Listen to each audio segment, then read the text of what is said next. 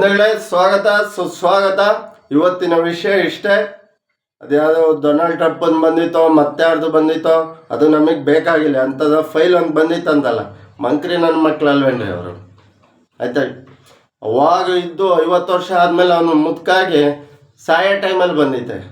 ಎಲ್ಲ ಅನುಭವಿಸಿ ಎಲ್ಲ ಬಿಟ್ಟಾದ್ಮೇಲೆ ಪಾಪ ಆ ಬಾಲಕಿಯರ ಕತೆ ಏನಾಗಿರುತ್ತೋ, ಎಷ್ಟು ವರ್ಷ ಎಲ್ಲಿರ್ತಾರೋ.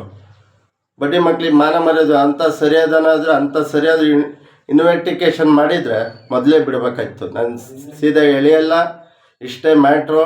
ಹೆಂಗೆ ಗೊತ್ತಾ, ಮೋದಿಯವ್ರ ಬಗ್ಗೆ ಅದ್ಯಾರೋ ಪಾಕಿಸ್ತಾನದವ್ರು ಏನೋ ಇಮೇಲ್ ಕಳಿಸ್ಬೇಕಾದ್ರೆ ಮೋದಿಯವ್ರ ಹೆಸರಿದೆ ಅಂತಲೂ ಏನೋ ನ್ಯೂಸಲ್ಲಿ ನೋಡ್ತಾ ಕೇಳ್ಪಟ್ಟೆ. ಅದ್ರ ಬಗ್ಗೆ ಮಾತಾಡಬೇಕು. ಯಾವುದೇ ಪಕ್ಷ ಅಲ್ಲ, ಈ ಪಕ್ಷ ಅಲ್ಲ, ಇನ್ನೊಂದು ಪಕ್ಷ ಅಲ್ಲ, ಹಲವಾರು ಪಕ್ಷಗಳು, ಯಾವುದೇ ಪಕ್ಷ ಇಲ್ಲದೆ ಎಲ್ಲರಿಗೂ ಒಂದು ಸಪೋರ್ಟ್ ರೀತಿ ಮಾಡ್ತಾ ಇರೋ ವಿಡಿಯೋ. ಯಾವುದೇ ಪಕ್ಷಕ್ಕೆ ಹೋಲಿಸ್ಬೇಡಿ. ನನ್ನ ಮಕ್ಕಳಿಗೆ ತಿನ್ನಕ್ಕೆ ಅನ್ನ ಇಲ್ಲ. ನಾವಾರು ಕಷ್ಟಪಟ್ಟು ದುಡಿದ್ರು, ಕೂಲಿ ನಾಲಿ ಮಾಡೋದಾದ್ರೂ ಅನ್ನ ಬಟ್ಟೆ ತುಂಬುತ್ತೆ. ಅವ್ರಿಗೆ ಕೂಲಿ ನಾಲಿ ಮಾಡಿದ್ರು 600-700 ರೂಪಾಯಿ ಕೆಜಿ ಅಕ್ಕಿ, 500 ರೂಪಾಯಿ 400 ರೂಪಾಯಿ ಅಂತೆ. ಆ ಬೋಳಿ ಮಕ್ಕಳಿಗೆ ಗೋಧಿ ಹಿಟ್ಟಿಲ್ಲ. ಬೇವರ್ಸಿ ನಾಯಿಗಳಿಗೆ.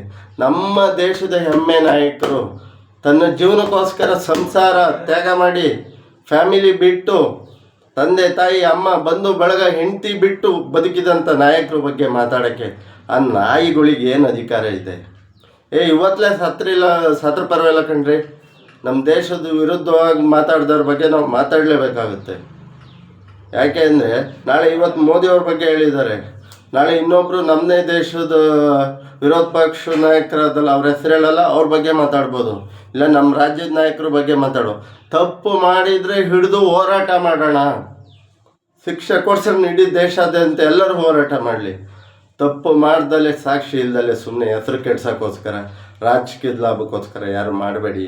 ಅಂಥ ದೇಶ ಕಾಯೋಕ್ಕೋಸ್ಕರ ತನ್ನ ಸ್ವಂತ ಫ್ಯಾಮಿಲಿ ಬಿಟ್ಟಿದ್ದಾರೆ, ಮದುವೆ ಆದ ಹೆಂಡತಿಯನ್ನು ಬಿಟ್ಟಿದ್ದಾರೆ, ತನ್ನ ಕುಟುಂಬ ತೆರೆದಾರೆ.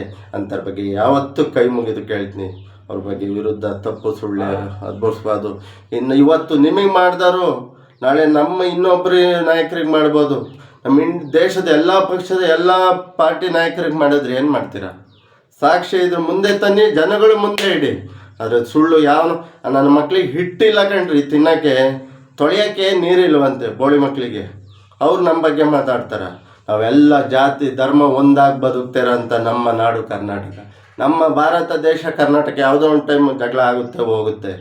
ಆದರೆ ನಮ್ಮ ದೇಶ ಅಂತ ಬಂದಾಗ ಒಂದು 70-80% ಎಲ್ಲ ಒಂದಾಗಿದ್ದೀವಿ. ನನ್ನ ಮಕ್ಳಿಗೆ ತೊಳೆಯೋಕ್ಕೆ ನೀರಿಲ್ಲ ಕಣ್ರಿ. ಅವ್ರು ಬಂದು ನಮಗೆ ಹೇಳಬೇಕಣ್ರಿ, ನಮ್ಮದು ಕ್ಷೀರ ಹರಿದಂಥ ನಾಡು ಭಾರತ ದೇಶ.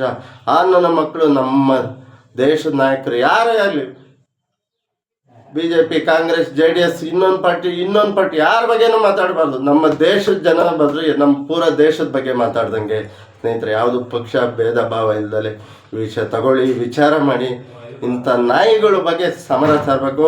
ಜೈ ಹಿಂದ್, ಜೈ ಕರ್ನಾಟಕ, ಜೈ ಸಂಗೊಳ್ಳಿ ರಾಯಣ್ಣ, ಜೈ ಶ್ರೀರಾಮ್, ಜೈ ಜಗನ್ನಾಥ್. ಬರ್ತೀನಿ ಬಾಯ್. ಮತ್ತೊಂದು ಕುತೂಹಲ ವಿಷಯ, ಮುಂದೆ ಹೊಸ ವಿಷಯ.